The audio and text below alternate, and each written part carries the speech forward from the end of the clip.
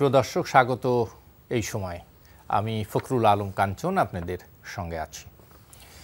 আমরা এই অনুষ্ঠানে সমসাময়িক রাজনৈতিক এবং অন্যান্য গুরুত্বপূর্ণ বিষয় নিয়ে আলোচনা করি। আজ আলোচনা করব বিদ্যুৎ পরিস্থিতি এবং নির্বাচন কমিশনের বিষয়। সাথে থাকবে রাজনৈতিক কিছু বিষয়। আলোচনার জন্য আমরা তিনজন অতিথিকে আমন্ত্রণ জানিয়েছি। আমাদের সঙ্গে আলোচনা করতে শ্রুতি উপস্থিত আছেন সিনিয়র সাংবাদিক জনাব এম এ আজিজ, আছেন আরও একজন সিনিয়র সাংবাদিক জনাব জাকারিয়া কাজল, এছাড়াও আরও উপস্থিত আছেন বাসদের সহ সাধারণ সম্পাদক জনাব রাজিকুজ্জামান রতন। স্বাগত জানাচ্ছি আপনাদের তিনজনকেই। জনাব রাজিকুজ্জামান রতন, আপনাকে দিয়ে শুরু করতে চাই। আপনি জানেন যে লোডশেডিং পরিস্থিতি, বিদ্যুৎ পরিস্থিতির অবনতি হয়েছে। যদিও কিছুদিন আগেই বিদ্যুৎ প্রতিমন্ত্রী বলেছিলেন যে বিদ্যুৎ সেপ্টেম্বর অক্টোবরে বিদ্যুৎ পরিস্থিতি উন্নতি হবে, কিন্তু আজকে বিদ্যুৎ প্রতিমন্ত্রী সচিবালয়ে বলেছে যে নভেম্বরের আগে লোডশেডিং পরিস্থিতি উন্নতির কোনো আশা নেই। তিনি অবশ্য কী কারণে এটার আশা নাই তার ব্যাখ্যা দিয়েছেন। সে ব্যাখ্যা আমি জানি, তবুও শুনতে চাই যে এই যে একটা পরিস্থিতি তৈরি হইল, এটা কেন? ধন্যবাদ। বিদ্যুৎ প্রতিমন্ত্রীর কাছ থেকে তো আমরা আমাদের সমস্যা এবং সংকটের সমাধান পেতে চাই। সমস্যা নিয়ে কথা বলবো আমরা, সমাধান তো দেবেন যারা ক্ষমতায় আছেন তারা। এই সমস্যার যে কারণগুলো কথা বলেছেন, এই কারণগুলো শুনতে শুনতে দেশের মানুষের কান পচে গেছে। কারণ গত 6 মাস ধরে এই একই কথা শুনছি। ইউক্রেন যুদ্ধ, বিশ্ববাজারে জ্বালানি তেলের দাম, এলএনজির দাম বাড়ছে, দেশের মধ্যে রিজার্ভ ফুরিয়ে যাচ্ছে। এই কথাগুলো তো আমরা শুনছি ঘুরিয়ে ফিরিয়ে। যদিও তার আগে আবার কি শুনেছিলাম? তার আগে শুনেছিলাম আমরা 25,000 মেগাওয়াট বিদ্যুৎ উৎপাদনের আমাদের সক্ষমতা আছে, 15,000 আমাদের চাহিদা, আমাদের 10,000 মেগাওয়াট আমাদের সারপ্লাস প্রোডাকশনের ক্ষমতা আছে। তারপরে বলেছি, সংসদে একবার বললেন যে আপনারা বিদ্যুতের জন্য মিছিল করতে হবে না, বরঞ্চ বিদ্যুতের জন্য লাইন দিতে হবে না, বরঞ্চ আমরাই আপনাদের ঘরে ঘরে বিদ্যুতের জন্য লাইন দিয়ে থাকবো। আর একজন তো সংসদে একজন সংসদ সদস্য তিনি বললেন টুকরিতে করে করে নাকি তারা বিদ্যুৎ বিক্রি করবেন। বিদ্যুৎ আসলে টুকরিতে বিক্রি করা যায় কিনা জানি না, তবে তিনি টুকরিতেও বিদ্যুৎ বিক্রি করার কথা বলেছিলেন। এরকম আমরা শুনলাম। তারপরে শুনলাম আমরা যে আচ্ছা, আমাদের এই যে ইনস্টল ক্যাপাসিটি, প্রশ্ন তুলেছিলাম যে আমরা ধরেন পিক আওয়ারে আমাদের বিদ্যুৎ কনজামশন হয় 15,000 মেগাওয়াট, অফ পিক আওয়ারে কত? 10,000 মেগাওয়াট। তার মানে 5,000 মেগাওয়াট আমাদের সবসময় রাখতে হয় যে পিক আওয়ারে লাগে, কিন্তু অফ পিক আওয়ারে লাগে না। তাহলে সেক্ষেত্রে তো বিদ্যুৎ কেন্দ্র কিছুটা বসে থাকতে হয়। সাধারণত বলা হয় যে 25% বিদ্যুৎ উৎপাদনের সক্ষমতা রাখতে হয় এই কারণে যাতে পিক আওয়ারে সে সাপোর্ট দিতে পারে। কিন্তু আমাদের এখানে এটা 54%, এবং তাদের বেশিরভাগটাই হচ্ছে প্রাইভেট বিদ্যুৎ কোম্পানি। তাদেরকে এর জন্য আমাদের ক্যাপাসিটি চার্জ দিতে হয়। বলা হলো যে গত 10 বছরে ক্যাপাসিটি চার্জ বাবদ প্রায় কখনো বলছেন 86,000 কোটি টাকা, কখনো 90,000 কোটি টাকা দেওয়া হয়েছে। এগুলো আমরা শুনেছি। তাহলে এখন তো সমাধানটা কি? আমি এখন এই জায়গাটা আসছি যে সমাধানটা কি। তখন তারা বললেন যে লোডশেডিং আমরা 1 ঘন্টা করে লোডশেডিং করব, তাতে করে কি হবে, আমাদের ফুয়েল কনজামশনটা কম হবে। ফুয়েল কনজামশনটা কম হলে আমরা কিন্তু যেটুকু ফুয়েল আমাদের আছে তা দিয়ে আমরা আমাদের চালাতে পারবো। আমরা আশায় বুক বাঁধলাম যে দিনে 1 ঘন্টা করে লোডশেডিং, এটা নিশ্চয়ই সহ্য করা যাবে। কিন্তু লোডশেডিং 1 ঘন্টার জায়গায় 2 ঘন্টা, 3 ঘন্টা, এবং ঢাকা শহরকে স্যাটিসফাই করতে গিয়ে আমাদের গ্রাম অঞ্চলগুলোতে 6 ঘন্টা 7 ঘন্টা লোডশেডিং দিচ্ছেন। তাহলে লোডশেডিং দিচ্ছেন মানে সেই সময় প্রোডাকশন করছেন না বলে তাহলে জ্বালানির প্রয়োজন হচ্ছে না, জ্বালানির প্রয়োজন হচ্ছে না বলে বিশ্ববাজার থেকে বেশি দামে জ্বালানি কিনতে হচ্ছে না। এই তো অনেকগুলো একটার সঙ্গে একটা যুক্ত না। তাহলে আবার বিদ্যুতের দাম বাড়ানোর প্রস্তাব দিচ্ছিলেন কেন? এই প্রশ্নের কোনো জবাব নেই। এখন আমাদের তো মাঝে মাঝে সন্দেহ হয় যে ক্রাইসিসে রেখে, মানুষকে চাপে রেখে দাম বাড়ানোর এটা নতুন ফন্দি কিনা। কারণ আপনারা বলেছিলেন যে সেপ্টেম্বর মাস থেকে বিদ্যুৎ পরিস্থিতি স্বাভাবিক হবে, কারণ টেম্পারেচার একটু কমবে এবং তখন মানুষের কনজামশন কমবে, ফলে আমাদের বিদ্যুতের আর ঘাটতি হবে না। সেপ্টেম্বর গেল, অক্টোবর গেল, এখন তারা নভেম্বরে যাচ্ছেন। নভেম্বরে গিয়ে আবার তখন বলবেন কি, শীত বেশি পড়েছে, বুঝছেন, শীত বেশি পড়লে মানুষ এখন হিটার জ্বালাতে হয়, ফলে আবার বিদ্যুতের কনজাম্পশন বেড়ে যায়। মানে অজুহাতের শেষ নাই, কিন্তু মানুষের উদ্ধার পাওয়ার উপায় নাই। সেই অবস্থা হবে। আসবো আপনার কাছে আবার জনাব জাকারিয়া কাজল, একটু শুনে আসি। এই যে বিদ্যুৎ পরিস্থিতি নিয়ে এক ধরনের কষ্টে আছে মানুষ, কিন্তু যে আশা করা হয়েছিল যে সেপ্টেম্বরের শেষ নাগাদ এবং বা অক্টোবরের শুরুতে লোডশেডিং পরিস্থিতি উন্নীত হবে, সে আশা আমি দেখলাম না। এখন নভেম্বরের কথা বলতেছে, নভেম্বরেও মানে নভেম্বরেও কি এই আশা করতে পারি কিনা আমরা? ধন্যবাদ।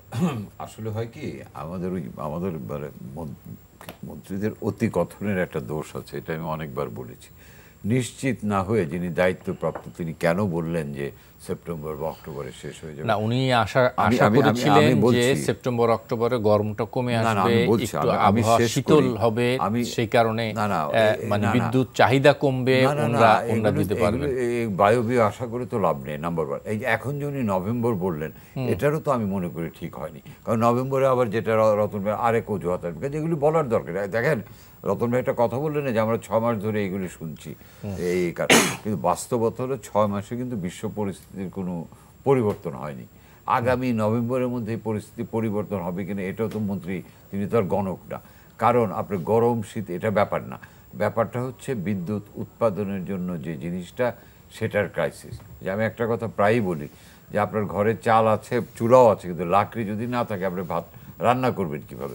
তো এখন তো এই মূল ক্রাইসিসটা তো এই জ্বালানি।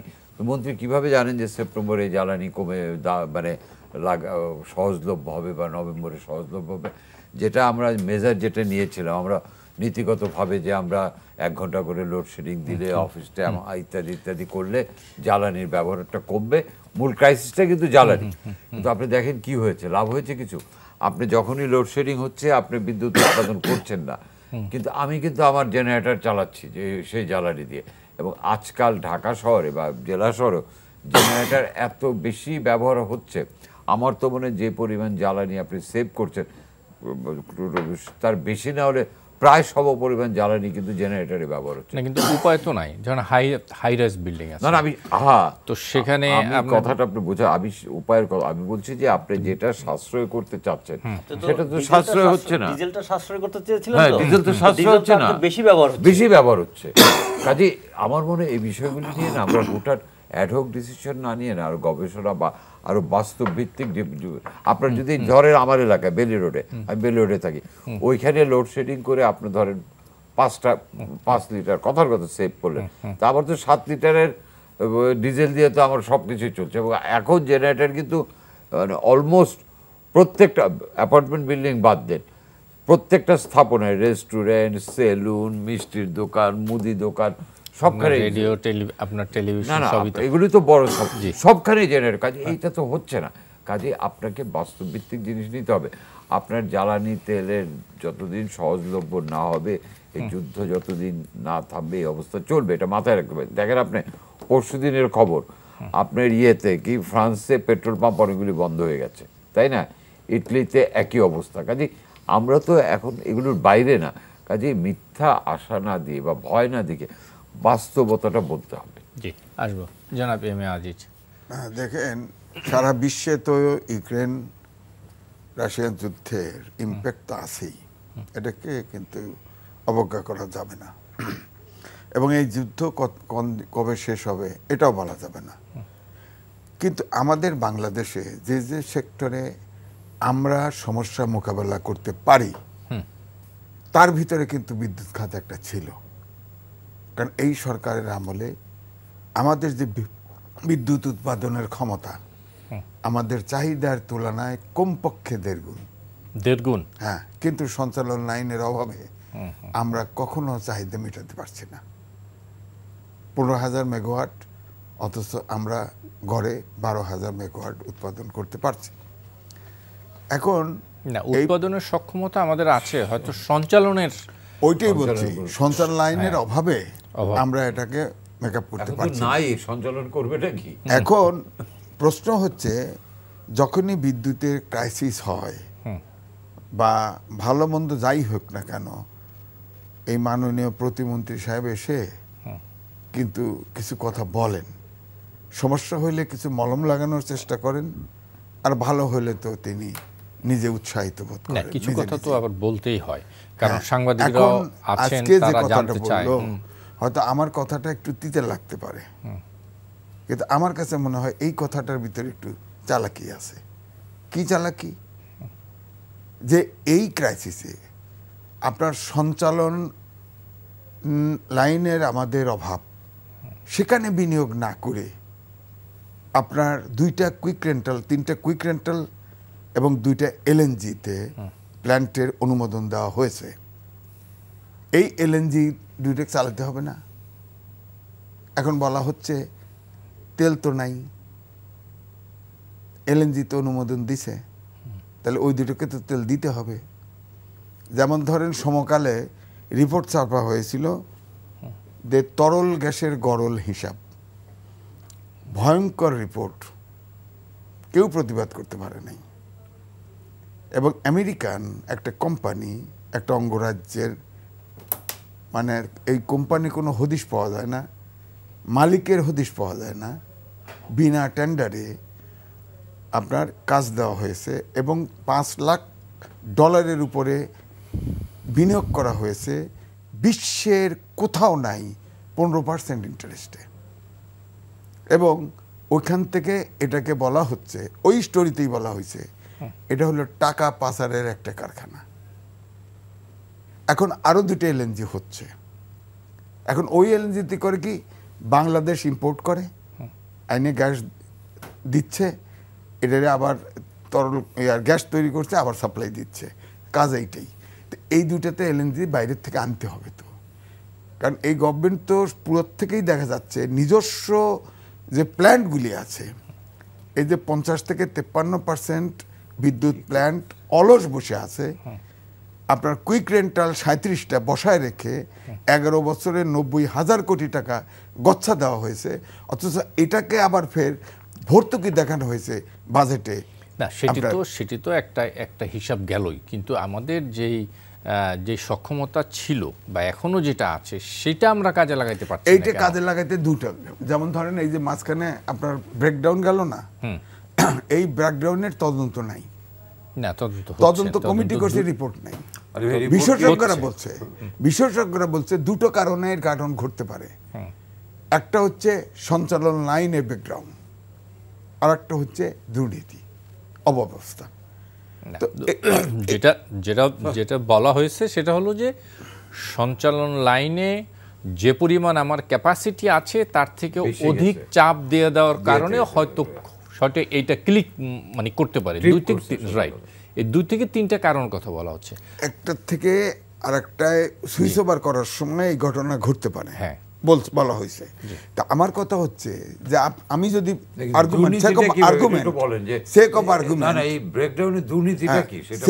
মানে পুরাটাতে যে মেইনটেনেন্সের জন্য যে ফান্ড দেওয়া হয়, সেই ফান্ড তো ইউটিলাইজ করা হয় না।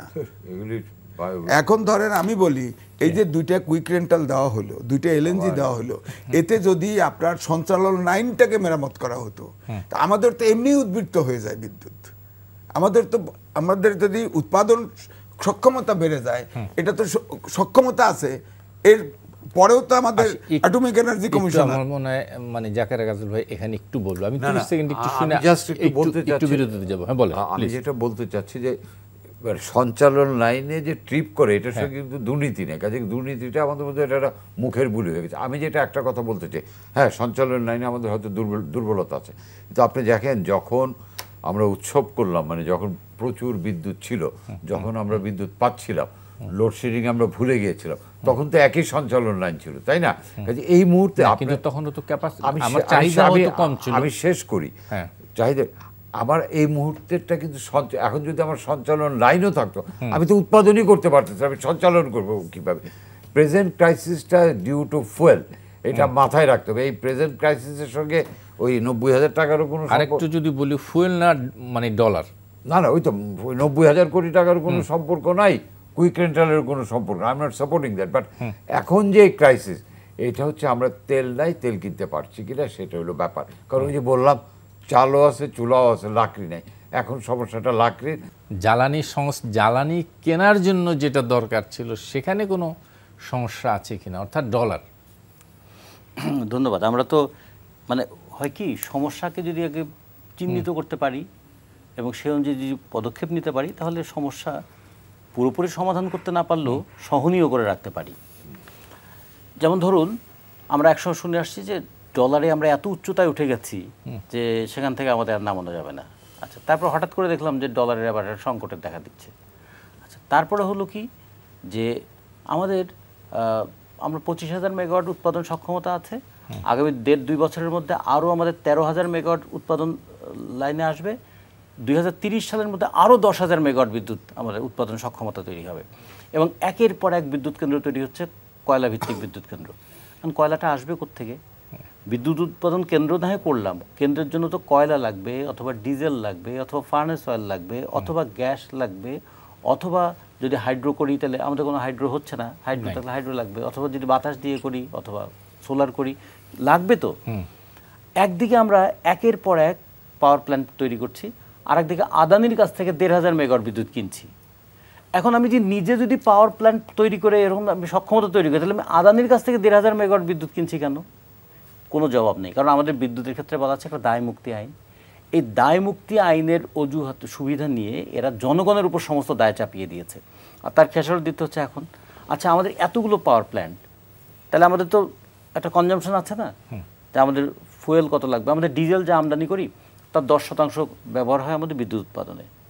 আমাদের কয়লা যা আমদানি করি তার প্রায় পুরোটাই যায় আমাদের এই ইয়েতে। তাহলে কয়লা উৎপাদন কেনার ক্ষেত্রে আমার কি কি পারচেজিং পলিসি আছে? এখন যেটা বলা হচ্ছে, এখনের কথাটা বলার আগে বলতে হবে এই সমস্যাটা হঠাৎ করে আসে নাই তো। এই সমস্যা তো গত 1 বছর ধরে শুনে আসছি। তো 1 বছর ধরে গভর্নমেন্টের মেজারগুলো কি আছে সেটা দেখতে হবে না আমার? কিন্তু ইউক্রেন যুদ্ধ কবে শুরু হয়েছে বলুন তো? ইউক্রেন যুদ্ধ শুরু হয়েছে কবে? তাও তো হয়েছে। তাহলে ইউক্রেন যুদ্ধ নিয়ে আমাদের ইউরোপ টিকে আছে না? যে ইউরোপের অর্থনৈতিক অবস্থা আর আমার আমি তো ইউরোপের চেয়ে ভালো অর্থনীতিতে আছি ভাই। আমি তো ইউরোপের চেয়ে ভালো অর্থনীতিতে আছি, এই গর্বে আমি ফেটে যাচ্ছিলাম না। তাহলে ইউক্রেন যে সরাসরি ইউক্রেন থেকে যে রাশিয়া থেকে সরাসরি পাইপলাইনে যারা গ্যাস নেয় তারা কি সার্ভাইভ করার চেষ্টা করছে না? করছে তো। এবং সেই পাইপলাইনে ছিদ্র হয়ে যাচ্ছে, অন্তর্ঘাতমূলক তৎপরতা হচ্ছে, তারপর তারা সার্ভাইভ করার চেষ্টা করছে তো। তাহলে আমরা তো তাদেরকে অনেক কিছু শেখাতে চাই, এরকম আমাদের মানসিকতা আছে। বড় সমস্যা হচ্ছে এইখানে যে ওভার কনফিডেন্স এবং জনগণের দুর্দশাকে তোয়াক্কা না করা। যদি তারা মনে করতেন যে বিদ্যুতের উপর কত কিছু নির্ভর করে, আমাদের ধরুন এক্সপোর্ট আর্নিংয়ের ক্ষেত্রে আমরা ইম্পোর্ট করে $90 বিলিয়ন, এক্সপোর্ট করে $52 বিলিয়ন। $52 বিলিয়ন মধ্যে 42 থেকে 43 বিলিয়ন হচ্ছে আমাদের গার্মেন্টস। তাহলে যদি বিদ্যুৎটা না থাকে তাহলে আমার গার্মেন্টসের প্রভাবটা কি পড়বে সেটা আমাদের বিবেচনা করা উচিত না? আজকে হ্যাঁ জি প্লিজ। তাহলে এই বিবেচনাগুলো যদি থাকতো তাহলে হতো কি, তাহলে আমরা দেখতাম যে আমাদের একটা বাফার, আমরা একটা স্টক দাঁড় করাতে পারতাম। দুই, কোথা থেকে আমরা কত সাশ্রয়ী মূল্যে আমরা তেল পেতে পারি বা কয়লা পেতে পারি তার একটা ব্যবস্থা করা থাকতো। কিছুই করা হয়নি, পুরোটা বাজারের উপর ছেড়ে দিয়ে এখন বলছে এলএনজির দাম বেড়ে গেছে, $35 হয়েছে এলএনজি, আমরা এখন এলএনজি কিনবো না। এলএনজি যে কিনবেন না তাহলে বিকল্প কি হবে? আজকে বিদ্যুৎ প্রতিমন্ত্রী যেটা সাংবাদিকদের জানিয়েছেন যে ইউক্রেন রাশিয়ার যুদ্ধ আর ডলার সংকট সহ বৈশ্বিক সংকটের কারণে গ্যাস আনতে না পারায় বিদ্যুৎ খাতের এই সংকট বলে জানিয়েছেন প্রতিমন্ত্রী। এই প্রতিমন্ত্রী জুলাই মাসে কি বলেছিলেন? আপনি জুলাই মাসে তার কথাটা বলুন, দেখুন। তখনও তিনি একই কথা বলেছিলেন। তো জুলাইয়ের পরে জুলাই গেল, আগস্ট গেল, সেপ্টেম্বর গেল, ওই একই কথাই বলতে থাকবেন? ইউক্রেন যুদ্ধ তো নতুন করে লাগেনি, এবং ইউক্রেন যুদ্ধ নতুন করে মানে এরকম কোনো সম্ভাবনা তৈরি হয়নি। কাজল ভাই যেটা বললেন যে 2-1 দিনের মধ্যে শেষ হয়ে যাবে, তাহলে আমাকে তো এই যুদ্ধ পরিস্থিতির মধ্যে আমার পরিকল্পনাটা করতে হবে।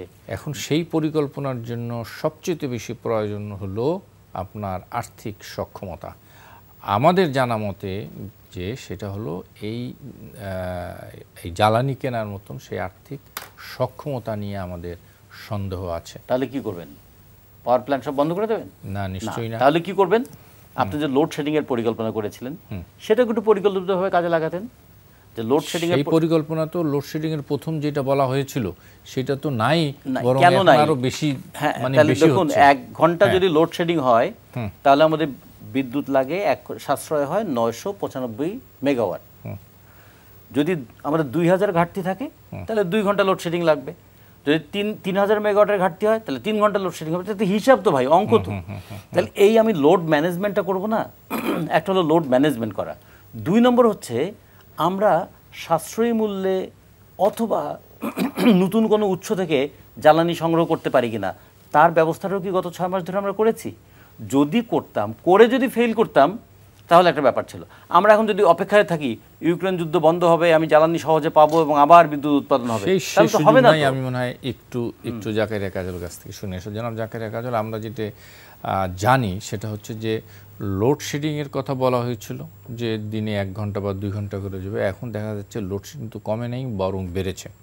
গ্রামেগঞ্জে আর মফস্বলের পাশাপাশি রাজধানীতেও দিনে রাতে যাচ্ছে এবং কমপক্ষে 5 থেকে 6 বার যাচ্ছে লোডশেডিংয়ের এই অবস্থা।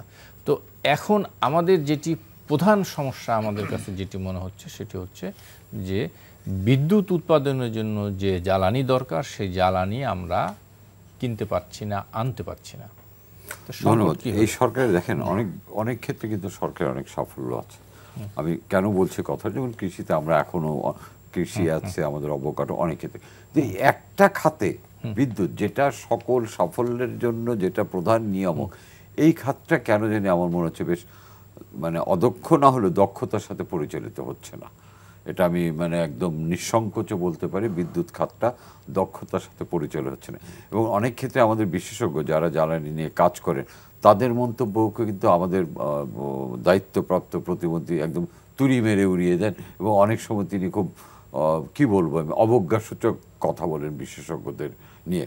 একটা জিনিস মাথায় রাখতে হবে, বিশেষজ্ঞরা কিন্তু শ্রম মেধা ঘাম দিয়ে এই পর্যায়ে পৌঁছেছেন। আপনি তাদের কোনো কথাকেই আমলে নেবেন না, যা অবস্থা হয় তা হয়েছে। শোনেন, আত্মরম্ভিতা ভালো, কিন্তু মানে আপনার আত্মবিশ্বাস ভালো, তা আত্মবিশ্বাস যখন আত্ম অহংকার হয়ে যায় তখন যে পরিণতি হয়, এই গভর্নমেন্টের একটা সেক্টরে কিন্তু তাই হচ্ছে। আপনি দেখেন রতন ভাই যেটা বললেন, প্ল্যানিংটা কোথায়? আপনি যখন ইউক্রেন যুদ্ধ লাগলো তখন যদি আপনার যদি সেই পরিমাণে এই মন্ত্রণালয়ের যিনি দায়িত্বে আছেন তার যদি সেই পরিমাণ প্ল্যানিং এর ইয়ে থাকে তাহলে তো আজকে এই অবস্থা না। কিন্তু এই প্ল্যান কি আগে ভাগে করা সম্ভব যে ইউক্রেন যুদ্ধের যুদ্ধের পরেও কি আপনি প্রপার প্ল্যানিংটা করেছেন? যখন যুদ্ধটা লাগলো, যখন বাজারে এই ক্রাইসিসটা সৃষ্টি হলো, তখন কেন আপনি ভাবলেন যে অক্টোবরের মধ্যে যুদ্ধ শেষ হয়ে যাবে, অক্টোবর থেকে আমার এই যে জ্বালা মার অক্টোবরের মধ্যে যুদ্ধ শেষ হয়ে যাবে না? উনি বলেছিলেন যে অক্টোবর পর থেকে লোডশেডিং কমে যাবে। এটা কেবল প্রকৃতি গরম কমবে এই জন্য না, চাহিদা কমবে। চাহিদা কত কমবে? আপনার সিজনে কত চাহিদা কমবে? বাংলাদেশে তো বহু অফিস আছে যেখানে সারা বছর এসি চলে, বড় বড় যেগুলি আছে, তাই না? সে ব্যাপারে তো নির্দেশনা দেওয়া হয়েছে এসি একটু কমায়। ভাই নির্দেশনা কে মানে? কোন নির্দেশনাটা মানা হচ্ছে, তাই না? কোন নির্দেশনা কি মানা হচ্ছে? আপনি বলতেছেন যে অফিস টাইম, এগুলি অবশ্য অনেক। আমি যেটা বলতে চাচ্ছি সেটা হচ্ছে যে প্ল্যানিংটা বোধহয় ঠিক মতো করা হয়নি, তাই না? এবং এই প্ল্যানিংটার জন্য এই বিদ্যুৎ বিভাগই দেয় এখন সব দোষ তো আলটিমেটলি সরকারের ঘাড়ে পড়বে। সরকারের অনেক সাফল্য কিন্তু ম্লান হয়ে যাচ্ছে খালি একটা সেক্টরের জন্য। আমি মনে করি সরকারের যারা দায়িত্বশীল আছেন তাদের এই সেক্টরদের দিকে নজর দেওয়া উচিত এবং এই সেক্টরের জন্য প্রপার প্ল্যানিং করতে পারে, যোগ্যতা আছে এমন কাউকে বোধহয় ইনভলভ করতে হবে। জি জনাব এম এ আজিজ। না দেখেন, আপনি কিন্তু একটা পয়েন্ট কিন্তু এখানে হাজির করেছেন যে আমাদের যে তেল হোক, এলএনজি হোক, কয়লা হোক আনতে হবে, আমরা আনবো কিভাবে? একটা হলো সারা বিশ্বে কিন্তু এটার ক্রাইসিস আছে, সুতরাং বেশি দামে আনতে হবে, সেখানে ডলার লাগবে। আমি একটা কথা শুনেন, তেলের বাজার এরকম আপনি দেখেছেন যে ওপেক তেল উৎপাদন কমিয়ে দিচ্ছে কারণ তেলের দাম কমে যাচ্ছে। এই সুযোগগুলি তো আমাদের নিতে হবে। OPEC has taken decision.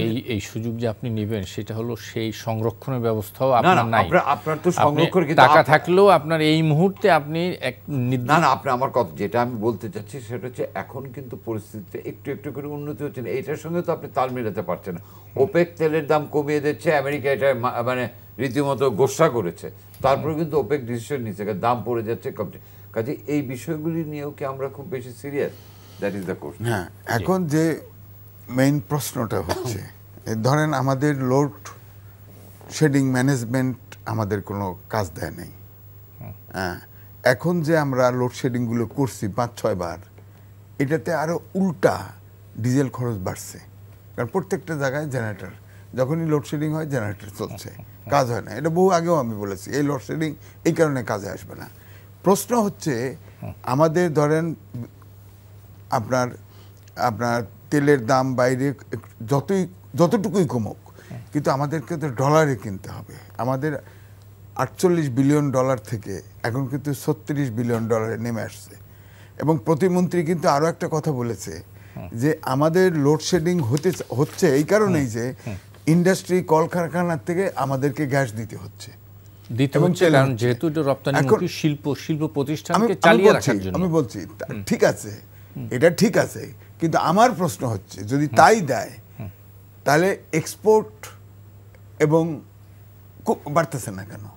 Export যদি প্রোডাকশন বাড়ায় তাহলে তো এক্সপোর্টটা বাড়ার কথা ছিল। হ্যাঁ বাড়তেছে না তো। না, বাড়তেছে না, আপনি এখনই সেটা আপনার তো বোঝা যাবে না, এটা তো এখনই বোঝা যাবে না, কিন্তু যে পরিমাণ কাজের অর্ডার আছে সেই কাজের অর্ডার যেন ফেল না করে সেই জন্য সেই সাপোর্টটা দিয়ে রাখা হচ্ছে। আমি মানলাম যে এটা দেওয়া হচ্ছে, উনি তো আজকে দেন নাই, আগের থেকেই দিচ্ছে, কিন্তু এখন তো গ্র্যাজুয়ালি দেখেন প্রবাসী আয় এবং এক্সপোর্ট কিন্তু কমছে না। শুধু এই মাসে মানে কিছুদিন, কয়েকটা দিনে যে পরিমাণ আয় আসে এবং রপ্তানি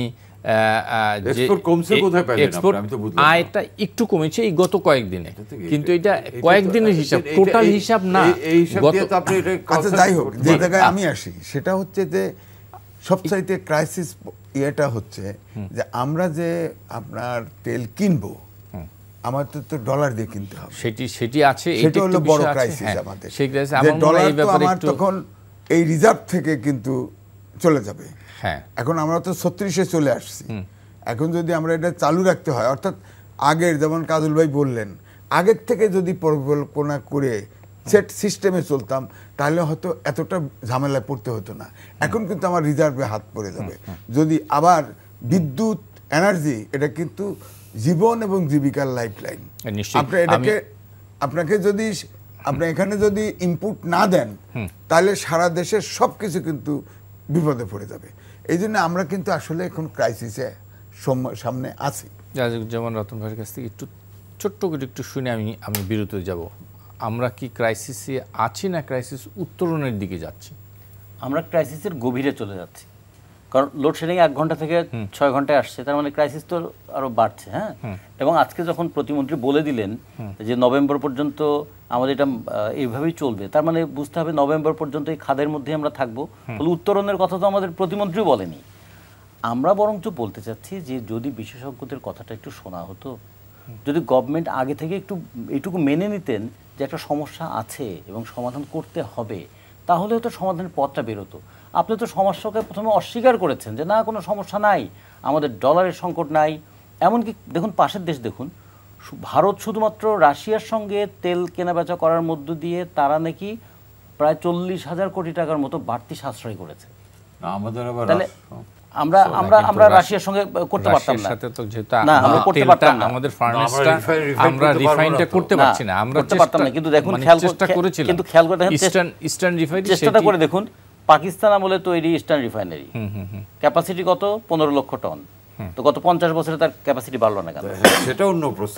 তাহলে দেখুন আমরা যে বলি যে আমরা চেষ্টা করছি, তাহলে যে চেষ্টাটা অনেক দিন ধরে করি নাই তার খেসারত কিন্তু এখন দিচ্ছি। যখন বলি যে এখন কেন ক্রাইসিস, আমরা সবাই মেনে নিচ্ছি এখন ক্রাইসিস, কিন্তু একটু আলোচনা কি করব না? এই ক্রাইসিসটা আকাশ থেকে পড়ে নাই, এবং এই ক্রাইসিসটা কোনো আকাশী ফর্মুলা দিয়ে এটা উত্তরণ হবে না। যে প্রক্রিয়ায় ক্রাইসিসটা ঘনীভূত হয়েছে তার পাল্টা প্রক্রিয়াটা অবলম্বন করলেই না ক্রাইসিস থেকে উত্তরণ করা সম্ভব হবে। ফলে আজকে আমরা এই আলোচনা করলে কালকে লোডশেডিং কমে যাবে তা না, কিন্তু আলোচনা করে আমরা অন্তত এই জায়গায় আলোটা ফেলতে চাই যে ক্রাইসিসটা এমনি হয় নাই, তার একটা কারণ আছে, কারণটাকে আমরা স্বীকার করি এবং কারণটা দূর করার চেষ্টা করি। আমি একটু ছোট বিরতি নিয়ে জায়গায় কাজল, আপনার কোনো কথা না থাকলে আমি বিরতি নিয়ে তাহলে আমার কথা একটাই যে মানে রিজার্ভটা কিন্তু বিপদ থেকে উত্তরণের জন্যই, কাজে এটা নিয়ে খুব বেশি আমি যদি রিজার্ভ থাকলো আমার বিপদের সময় যদি ব্যবহার না করে এই রিজার্ভের অর্থ কি, কাজে এটা নিয়ে খুব বেশি মানে শঙ্কিত হওয়ার কিছু নেই। জনাব এম এ আজিজ, আপনার কাছ থেকে একটু ভিন্ন প্রসঙ্গে যেতে চাই। দুটো বিষয়ের কথা আমি শুরুতে বলছিলাম, একটি হচ্ছে জাতীয় পরিচয়পত্র নিবন্ধন সংক্রান্ত সব কার্যক্রম নির্বাচন কমিশন থেকে সরিয়ে স্বরাষ্ট্র মন্ত্রণালয়ে আনা হচ্ছে। আজকে ক্যাবিনেট সেক্রেটারি ব্রিফিংয়ে কথা বলেছেন। এইটি একটি বিষয় আলোচনা করতে চাই, পাশাপাশি একটু রাজনৈতিক বিষয় নিয়েও আপনাদের মন্তব্য শুনতে চাই। না, জাতীয় হঠাৎ করে পরিচয় আমরা তো জানি যে 2010 সাল থেকে এনআইডি ছিল নির্বাচন কমিশনের এই না, ঠিক আছে, এর আগে প্রায় বছরখানেক আগেই মুক্ত হয়েছিল। তখন ইলেকশন কমিশন থেকেও এটার প্রতিবাদ করা হয়েছিল। অনেক বুদ্ধিজীবী বলেছে যে যেহেতু এনআইডিটা ইলেকশন কমিশন এটা আর্মি দিয়ে করেছে, তো সেখানে এক জায়গায় যদি থাকে, কারণ এটা এনআইডির সাথে কিন্তু জাতীয় পরিচয়পত্রের সাংঘাতিক লিঙ্ক। হ্যাঁ, এখন তো তাই করেছে। যদিও সাথে জাতীয় পরিচয়পত্র আমি বুঝলাম না। না না, এনআইডি তো জাতীয় জাতীয় পরিচয়। পরিচয়। সেটা উনি বলতে এনআইডি ভোটার তালিকা, সরি ভোটার তালিকা, ভোটার হওয়া। তো এখন অনেক দেশেই কিন্তু আছে যে এটা আলাদা করা আছে, সেই যুক্তিটাও হাজির করা হয়। কিন্তু বিষয়টা হলো যে ধরেন আমাদের এখানে ধরেন ইলেকশন কমিশনে ব্যাপারটা হলো যে ম্যান পাওয়ারের অভাবে তারা কিন্তু কুইক সার্ভিস দিতে পারছিল না। কোনো এনআইডি কারেকশন করতে গেলে লাইনে পড়ে থাকতে হয় ইত্যাদি, এইসব কারণেই এটা উদ্ভব হয়েছে। তো এই কারণে তো আর মাথা ব্যথা মাথা কাটা যাবে না। তা আমাদের দেশের যে কালচার, এখন যদি আপনি ধরেন কথার কথায় আমি মনে করি, আমি ফিল করি, আমি দেশে জন্মগ্রহণ করছি, একটা এনআইডি পাবার, একটা পাসপোর্ট পাবার এটা আমার অধিকার। আমি যদি ক্রাইম করি আমার আলাদা বিচার হবে। একটা পাসপোর্ট নিতে যায় কত হ্যাসেল, সেটা আমাদের খামাখা একজন পুলিশের রিপোর্ট লাগবে, সে বাড়ি এসে টাকা নিব। না, এটা আমাদের লিমিটেশন, আমাদের প্রত্যেক মানে যে লিমিটেশনগুলো আছে এর থেকে আমরা বাইরে যেতে তো এত সহসা আপনি ইচ্ছা করলে যেতে পারবেন না। ধরেন অনেক কিছুই, যেমন ধরেন দুর্নীতি কমানোর জন্য ডিজিটাল সিস্টেমে তো অনেক কিছু যাচ্ছে, তো এটা তো করা যায়, অনেক কমিয়ে আনা যায়। একটু শুনবো রাজিবুজ্জামান রতন ভাইয়ের কাছে। রতন ভাই, হঠাৎ করে আমরা এটা আবার কেন দেখলাম? 2010 সাল থেকে তো মানে ছিল এনআইডি নির্বাচন কমিশনের অধীনে, আবার সেটাকে ফিরিয়ে আনা মানে কেন হলো? মানে স্বরাষ্ট্র মন্ত্রণালয়ে নেওয়া হলো কেন? একটা জিনিস একটু খেয়াল করে দেখার মতো যে একটা দেশের প্রত্যেকটা নাগরিকের একটা পরিচয়পত্র দরকার। আবার একটা নির্দিষ্ট বয়সের পরে সে ভোটার হয়, ভোটারদের আবার আর একটা ভোটার আইডি লাগে। তা আমাদের দেশে এটা করা হয়েছিল, একই সঙ্গে ভোটার আইডি এবং তার পরিচয়পত্র একসঙ্গে যুক্ত করে দিয়ে এটা একটা ইউনিক জায়গায় নিয়ে আসা হয়েছিল। এবং সেটা আমরা যেটা দেখলাম যে হ্যাঁ, সামরিক বাহিনীকে ইনভলভ করে, আইটি সেক্টরকে যুক্ত করে এটাকে একটা ইউনিক নাম্বারে নিয়ে আসার চেষ্টা করা হয়েছিল। এই ইউনিক নাম্বার দিয়ে তার এখন সেটা শুধু ভোট নয়, তার এখন ব্যাংক অ্যাকাউন্ট খোলা থেকে তার সমস্ত কিছুতেই এটা কাজে লাগছে, মানে 23-24টা কাজে এটা লাগে। হঠাৎ করে নির্বাচন কমিশন থেকে এটা স্বরাষ্ট্র মন্ত্রণালয়ের কাছে নিয়ে যাওয়াটা কি প্রয়োজন ছিল? নতুন সেট আপে নিয়ে যাওয়া। সবাই তখন বলবে আসলে কি আমরা আরও অনেক বেশি পুলিশি খবরদারির মধ্যে পড়ে গেলাম, নাকি যে কাজটা যারা করছিলেন করতে করতে এতদিন একটা দক্ষতা অর্জন করেছেন তাকে আমি সহায়তা করতাম। এখন আমাদের তো একটা পাসপোর্ট আছে, পাসপোর্টও কিন্তু একটা নাম্বার, তাই না? আমি গোটা আন্তর্জাতিক ক্ষেত্রে একটা পাসপোর্ট, অনেক ক্ষেত্রে বলছে এনআইডি অথবা পাসপোর্ট, যে দুটাই কিন্তু কাজে লাগে। আমাদের তো উচিত ছিল এরকম প্রত্যেকটা নাগরিক জন্মগ্রহণের পর থেকে, এখন দেখুন কয়েক ধরনের হয়রানি হয় আমাদের, জন্মগ্রহণের পর একটা জন্ম সনদ লাগে। এখন অবশ্য যেটি ক্যাবিনেট সেক্রেটারি বলেছেন সেটা হলো যে জন্মের পরই এটা একটি নাম্বার হবে এবং সেই নাম্বারটি আলটিমেটলি, হ্যাঁ, তাহলে জন্মের পরে আমাদের যে জন্ম সনদ, তারপরে 18 বছর পরে হলো ভোটার আইডি, তা সবগুলোকে আমরা একটা জায়গায় যদি নিয়ে আসতে পারতাম, যে একটাই আমাদের এনআইডি বলতে আমরা একটা জিনিসই বুঝবো, ন্যাশনাল আইডি যেটা বলবো, সেই ইউনিক নাম্বারটা তৈরি করার চেষ্টা করবো। কিন্তু এটা কি পুলিশ তো তার ভেরিফিকেশন করবে, পুলিশ ভেরিফিকেশনের কাজটা তো পুলিশের আছেই। এখন পুরোটা যদি স্বরাষ্ট্র মন্ত্রণালয়ের হাতে দিয়ে দেওয়া হয়, তাতে যে জিনিসটা হবে, পুলিশি হয়রানিটা বাড়বে, জনগণের একটু ভোগান্তি বাড়বে, এবং মাঝখান থেকে হবে কি একটা আতঙ্কের পরিবেশ তৈরি হবে। জি, আমি একটু জাকিরের কাছে শুনে ভিন্ন প্রসঙ্গ যাব, শেষ পার্টে আছি। পুলিশি হয়রানি যেটা বলে যে পাসপোর্টের ক্ষেত্রে পুলিশ ভেরিফিকেশন একটা লাগে, এনআইডির ক্ষেত্রে তার ভেরিফিকেশনের কোনো ব্যাপার নেই। আমি যেটা মনে করি, পাসপোর্টটা যেহেতু হোমের আন্ডারে, অনেক ক্ষেত্রে যেটা রতন এনআইডি অথবা পাসপোর্ট বলে এই দুটাকে একই ফ্রেমে আনা হয়েছে, এবং যারা এই কাজটা করছেন তাদের তো বদলানোর মতো করে তারাই হয়তো ইয়েটাও চলে আসবে স্বরাষ্ট্র মন্ত্রণালয়ের আন্ডারে। কারণ আপনি দেখেন, আপনি যদি কথা বলেন, আমি নিজের অভিজ্ঞতা দিয়ে দেখেছি, একটা এনআইডির একটা নাম চেঞ্জ, একটা এনআইডি পাওয়ার জন্য যে কী পরিমাণ হ্যাসেল। ওরা বলে যে আমাদের লোকবল নাই নির্বাচন কমিশন, হয়তো এই হ্যাসেলটা থেকে আমরা নতুন ব্যবস্থাপনা যাওয়াতে একটা সমন্বিত একটা ব্যবস্থা, সেখানে তো এখন তো আমি নির্বাচন কমিশনে যেতে পারি, কিন্তু স্বরাষ্ট্র মন্ত্রণালয়ের সুরক্ষা এবং সেবা বিভাগে দিলে আপনি যেতে পারবেন না, অ্যাপেই তো যাবেন, আপনি তো ফিজিক্যালি যাওয়ার দরকার নেই। বরং আমি তো মনে করি যে এনআইডি এবং পাসপোর্ট একই আমব্রেলার নিচে আনাতে অনেক জটিলতার অবসান হবে। হ্যাঁ, লেটস সি, যদি না হয় তাহলে আবার এটা হয়তো অন্য ব্যবস্থা নেবে। আমরা শুরুতেই জিনিসটাকে খুব নেতিবাচক ভাবে না দেখি, নিশ্চয়ই আমরা সেই আশায় থাকি। আমার মনে একটু রাজনীতির বিষয়ে কথা বলতে চাই। জনাব এম এ আজিজ, আপনার কাছ থেকে একটু শুনবো। একটি আলোচনা নিয়ে মানে কথা নিয়ে আলোচনা আছে, সেটা হলো 10ই ডিসেম্বরের পর দেশ চলবে খালেদা জিয়ার কথায়, এরকম একটি কথা বিএনপির নেতা আমানুল্লাহ আমান বলেছেন, এবং এই কথা নিয়ে নানা ডালপালা মেলেছে। শুনতে চাই আপনার মতামত, মন্তব্য। এক নম্বর কথা হলো আমানুল্লাহ আমান কিন্তু নীতি নির্ধারক নয়, নীতি নির্ধারক নয়, বিএনপির নীতি নির্ধারক তিনি নন। দুই হচ্ছে তিনি স্পোকসম্যানও নন।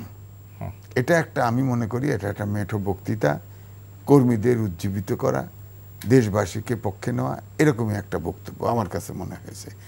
কারণ যতই বলি না কেন, হতে পারে অনেকের মতে অযৌক্তিক, তিনি তো দণ্ডিত, তাকে বাসায় রাখা হয়েছে। আইনমন্ত্রী আবার বললেন, এই দিন থ্রেট করলেন যে এরকম হইলে তাকে আবার জেলখানায় পাঠানো। আইনমন্ত্রী না, এটা না, এটা হলো ইনফরমেশন মিনিস্টার বলছে। তো এটা হচ্ছে যে আমার মনে হয় এটা মাঠের বক্তৃতায় অনেক কিছুই হয়, আমাদের বাংলাদেশে অনেক কিছুই তো হয়, এবং এটা একটা মাঠেরই বক্তৃতা। এর আগে আপনি দেখেন না, বিএনপির আওয়ামী লীগের সাধারণ সম্পাদক এম এ জালিল একটা টার্গেট দিয়েছিল, এটা নিয়েও এরকম হাউকু হয়েছে না, সেটা নিয়ে হয়েছে। সেখানে তো কিছু বলা হচ্ছিল যে সে সময় কোনো একটু উপাদান ছিল না। এখনো ধরেন বিএনপি তো সবগুলো বিরোধী দল কাছাকাছি আসতেছে, সক্রিয় হচ্ছে, আপনার আন্দোলন সংগ্রাম ঘনীভূত হচ্ছে, এটাও তো আমি মনে করতে পারি। এটাও একটা, এখানেও একটা ইয়ে আছে, সূত্র আছে, উপাদান আছে। সুতরাং এই জন্যই আমি বলবো যে হ্যাঁ, রাজনীতিতে এরকম বক্তৃতা, বাংলাদেশের রাজনীতিতে এটা হয়, উনি বক্তৃতাই দিয়েছেন, এইটা বিএনপির পলিসি নয়। জি, জনাব জাকারিয়া কাজলের কাছ থেকে একটু শুনি। না, এটা আসলে আমি প্রলাপ বললে একটু অন্যরকম হয়, আমি প্রলাপ বলতে চাই না, তবে এটা মেঠো বক্তৃতা মানে কি, এটা মানে এই কথাটার কোনো অর্থ উনি নিজে বুঝে বলেছেন কিনা সেটা আমার সন্দেহ। কারণ আইজ ভাই যেটা বললেন আমি একমত, উনি নীতি নির্ধারক না, উনি স্পোকসম্যানও না। শুনেন, বাংলাদেশের ইতিহাসে একজনই এরকম নির্দেশ দিয়েছিলেন যেটা গোটা জাতি মেনেছিলেন। তার কাতারে যদি আনতে হয় কাউকে এরকম মেঠো বক্তৃতা, এটা মানুষ বোঝে, এটা খুবই বালখিল্য একটা অপচেষ্টা যে ওই কাতারে আনে। আমি আর ডিটেলসে গেলাম না, যে যার নির্দেশে বাংলাদেশে মুক্তিযুদ্ধের সময় চলেছে, মহান মুক্তিযুদ্ধের আগে যার নির্দেশ বা 71 যার নির্দেশে এগুলি হয়েছিল, তার কাতারে, কারণ এমনিতে এরকম কাতারে আনার বহু অপচেষ্টা হয়েছে। এইটা হচ্ছে অপচেষ্টা, এটা হচ্ছে একটা বালখিল্য প্রচেষ্টা।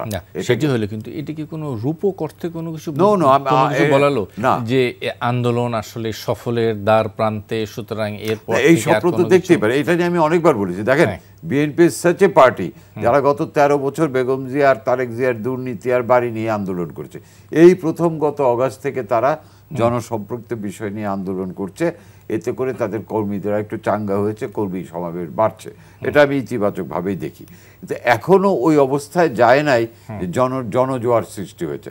কারণ জনজোয়ার অন্য জিনিস। হ্যাঁ, যদি হয় ভালো, যদি জনজোয়ার সৃষ্টি হয়, যদি বিএনপি করতেই পারে সেটা ভালো, কিন্তু এই মুহূর্ত পর্যন্ত এটাকে আমি পাগলের প্রলাপ বলবো না, অতি কথনও বলবো না, এটা একটা বালখিল্য অপচেষ্টা বলে আমার মনে হচ্ছে কারোর সঙ্গে তুলনা করা। জনাব রাজিকুজ্জামান রতন, আমি একটু সামগ্রিক মূল্যায়নটা আপনি শুনতে চাই এই বিষয়ে। তো মানে থাকবেই, পাশাপাশি রাজনীতি নিয়েও আপনার যদি কোনো মানে মূল্যায়ন থাকে, কথা থাকে, মন্তব্য থাকে, শুনতে চাই। আমার দুই পাশে দুইজন প্রথিতযশা সাংবাদিক আছেন, তারা অনেক কিছু দেখেছেন, তাদের অভিজ্ঞতা থেকেও তারা জানেন যে রাজনৈতিক দলগুলো যখন আন্দোলনে থাকে তখন তাদের দুই ধরনের বিষয় তার বিবেচনা করেন।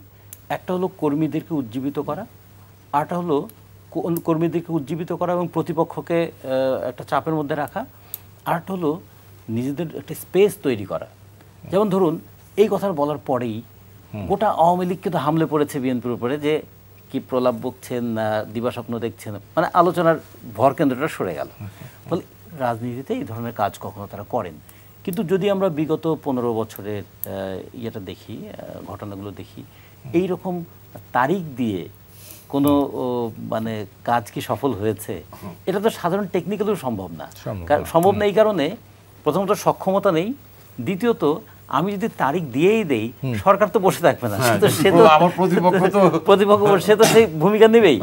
ফলে এটা কিন্তু ওখানে যেটা বলতে চেয়েছিলেন যে আমরা জনসমাগম ঘটাবো, প্রচুর পরিমাণ মানুষ নামবে, বিক্ষুব্ধ মানুষ নামলে সেটাকে সামাল দেওয়া। আমরা আজকে যেটা দেখেছি সেটা হলো যে 10ই ডিসেম্বর আসলে ঢাকায় মানে বিভাগীয় শহরে সমাবেশ শেষে বিএনপি ঢাকায় হলো 10ই ডিসেম্বর হলো তাদের সর্বশেষ সমাবেশ হবে, এবং এই সমাবেশ থেকে যে ঘোষণা আসবে এবং এটাকেই তারা হয়তো রূপক অর্থে ব্যবহার করতে চাইছে যে এটাই।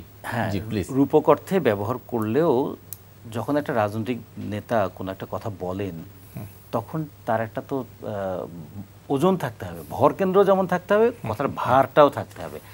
এটা যেন ভাড়ামিতে পর্যবেসিত হয়ে না যায়, সেদিকটা দেখতে হবে।